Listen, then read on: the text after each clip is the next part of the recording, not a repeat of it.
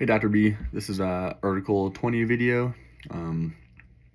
This study went over the Liftmore study and its effects on bone mineral density and overall physical health and function in postmenopausal women with osteoporosis and osteopenia.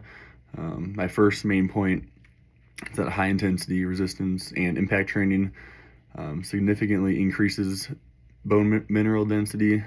One of the most significant outcomes of the Liftmore study was the positive effects of high intensity resistance and impact training on bone mineral density in menopausal women. The participants who engaged in supervised bi-weekly sessions of heavy lifting exercises experienced improvements, including a 2.9% increase in lumbar spine BMD and a 0.3% increase in femoral neck BMD.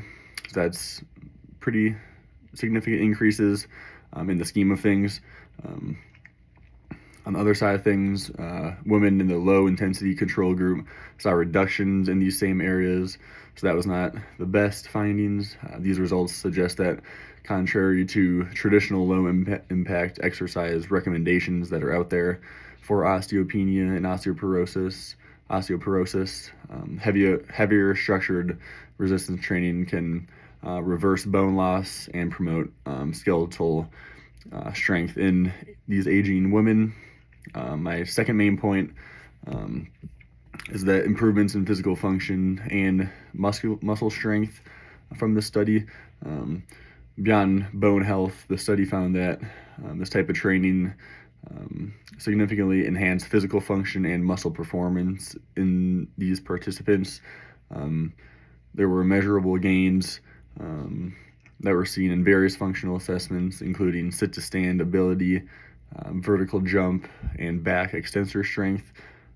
These improvements are valuable for postmenopausal women, as better muscle strength and coordination will reduce the risk of falls, which is a common dangerous issue for individuals with osteoporosis, as talked about in this article.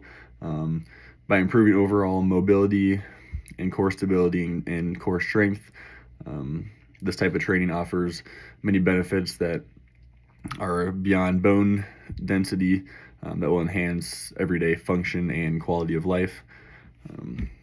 My third main point is that this program was safe and well tolerated by the participants.